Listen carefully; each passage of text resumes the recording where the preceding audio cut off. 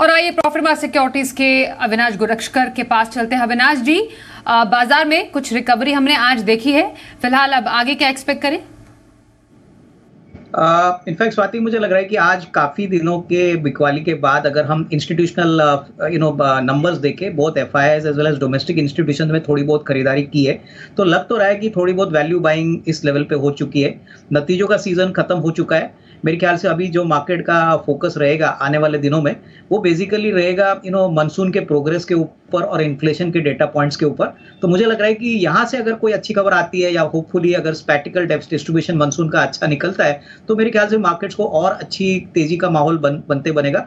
Globally भी ऐसे कोई बड़े ट्रिगर्स नहीं है, तो मार्केट्स मेरे ख्याल से थोड़ा सा अपटिक और भी इस लेवल से दिखा सकता है। लेकिन मेरा अभी भी मानना है कि आपको स्टॉक स्पेसिफिक रवैया अपनाना चाहिए। बहुत सारे ऐसे कंपनियां हैं जहां पे वैल्यूएशंस काफी अट्रैक्टिव है और लंबी अवधि के लिए जरूर कोई भी डिप अगर मार्केट में आती है तो उसका एडवांटेज इन्वेस्टर्स को लेना चाहिए।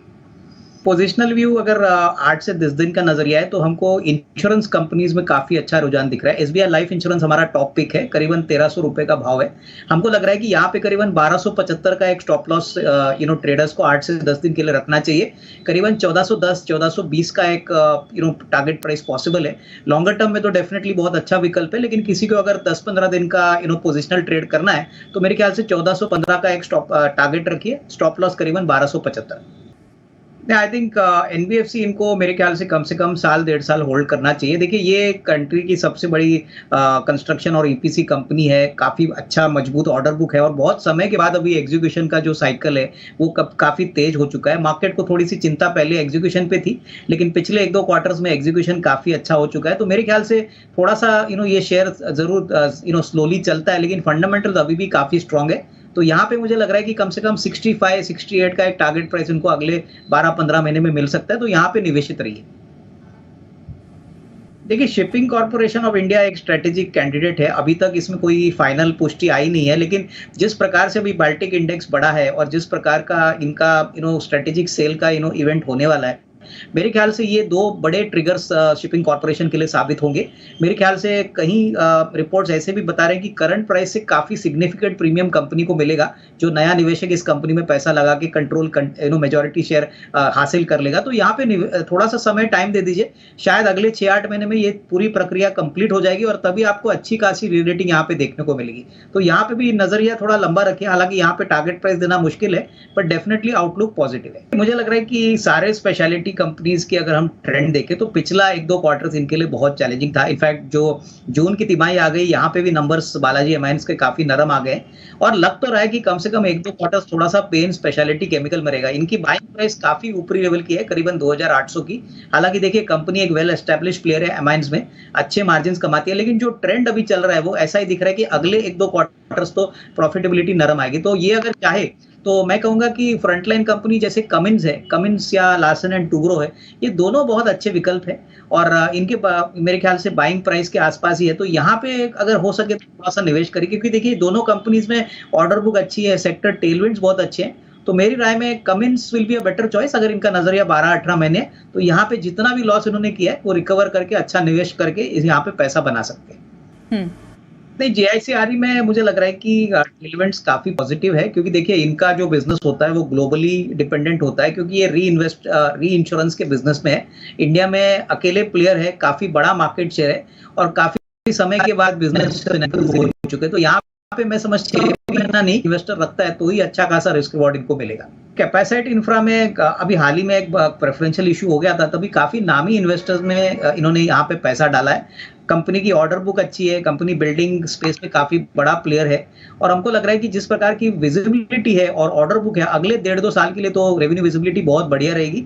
यहाँ पे मैं ये भी बताना चाहूंगा कि परम कैपिटल के मुकुल अग्रवाल, ये जो काफी बड़े एचएनआई इन्वेस्टर्स माने जाते हैं, इन्होंने भी इस कंपनी में पैसा लगाया। तो थोड़ा समय दे दीजिए। मेरे ख्याल से स्टॉक में थोड़ा कंसोलिडेशन हो रहा है, लेकिन अवधि अगर 12-15 महीने ये इन्वेस्टर रखता है तो अच्छा पैसा बनने की पोटेंशियल है। देखिए रॉयल ऑर्चिड बैंगलोर बेस्ड है और 300 स्लाइटली थोड़ा गिरा है क्योंकि जो पहले तिमाही का रिजल्ट्स आ गया था वो उम्मीद से काफ़ी खराब था। लेकिन अभी भी मैं यही कहूँगा कि इनके पास करीबन 3000 रूम्स की इन्वेंट्री है। सबसे बड़ी बात इनका जो पोजीशनिंग है वो मिडल और अफोर्डेबल सेगमेंट में है और 1 क्वार्टर के खराबी से स्टॉक में जो पिटाई आ गई है वो मेरे ख्याल से उम्मीद से काफ़ी ज़्यादा आ गई। तो करंट लेवल करीबन 285-90 जो है यहाँ पे मुझे लग रहा है इनको घबराना नहीं चाहिए। अगर हो सके तो थोड़ा एवरेज करें, लंबी नज़रिया रखें क्योंकि मुझे लग रहा है कि आने वाला साल होटल सेक्टर के लिए काफ़ी अच्छा रहेगा और बाउंस बैक ज़रूर आना चाहिए अगले 2-3 क्वार्टर्स में। नहीं, मेरे ख्याल से देखिए इनका बाइंग थोड़ा-सा ऊपरी लेवल पे ज़रूर है, लेकिन इनका नज़रिया अगर थोड़ा-सा लंबा है, अगर ये 12-15 महीने का व्यू रखते हैं, तो मुझे लग रहा है कि कम से कम ₹750-800 का भी टारगेट प्राइस पॉसिबल है। देखो मैक्रोटेक जो लोडा डेवलपर से जाना जाता है, बहुत ही अच्छी विजिबिलिटी है, बहुत ही अच्छे मार्जिन उन्होंने पहले तिमाही में रिकॉर्ड किए थे और हमको लग रहा है कि रियल एस्टेट मार्केट इस साल भी काफ़ी अच्छी तरह से परफॉर्मेंस दिखाएगा। तो थोड़ा-सा इंतज़ार करिए, लेकिन लंबी अवधि के लिए मुझे लग रहा है कि इनको लॉस में बेचना नहीं चाहिए। थोड़ा-सा इंतज़ार करिए, 1 साल, 1.5 साल में अच्छी खासी कमाई होगी। देखिए जेएसडब्ल्यू एनर्जी भी बेसिकली नंबर्स की बात करें तो बहुत ही तगड़े नंबर्स कंपनी ने डिक्लेयर किए। कमेंट्री काफ़ी पॉजिटिव थी फर्स्ट क्वार्टर के रिजल्ट्स के बाद। तो यहाँ पे भी मुझे लग रहा है कि देखिए स्टॉक में थोड़ा कंसोलिडेशन हो रहा है, ऊपरी लेवल पे थोड़ी बिकवाली आपको देखने को मिली, लेकिन फंडामेंटल्स अभी भी मजबूत है। तो यहाँ पे भी मैं समझता हूँ कि लंबी अवधि के लिए इनको होल्ड करना चाहिए। शेयर अच्छा है, हो सकता है स्टॉक का मूवमेंट एक आध क्वार्टर के लिए थोड़ा सॉफ्ट रहे, लेकिन FY24 का आउटलुक काफ़ी पॉजिटिव है।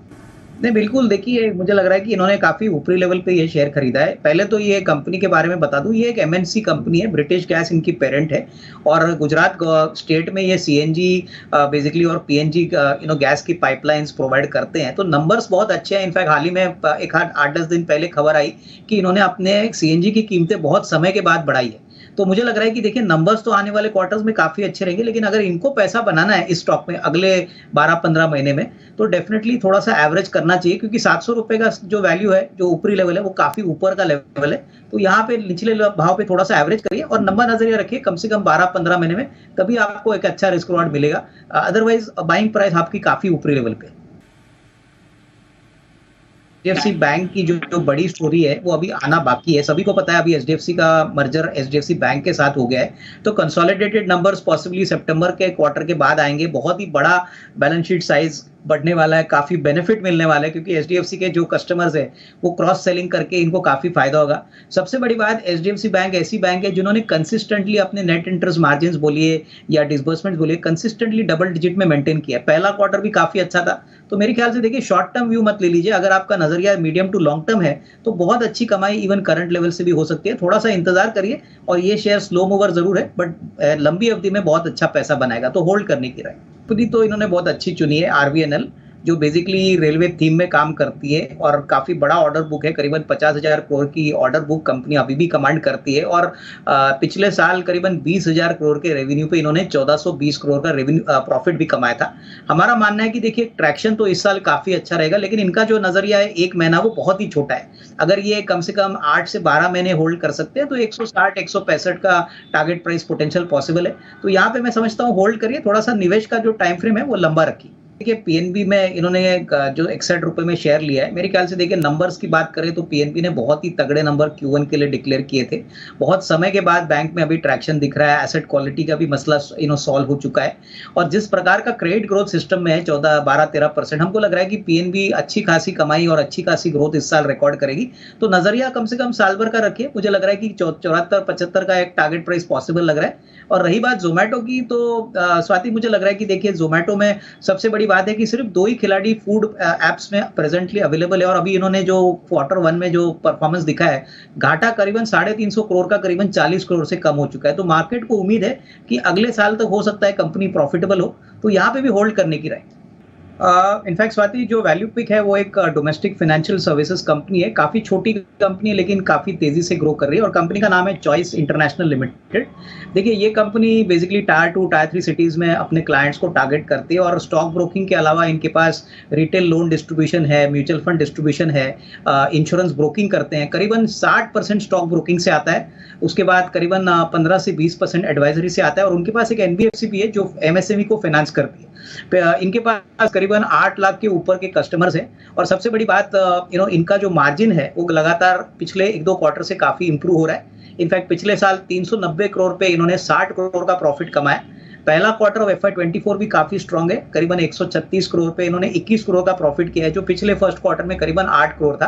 तो हमारा मानना है कि पिछले साल के हिसाब से इस साल करीबन 75-80 करोड़ का प्रॉफिट आना चाहिए और अगले साल FY25 के लिए कम से कम 105-110 करोड़ का प्रॉफिट आना चाहिए।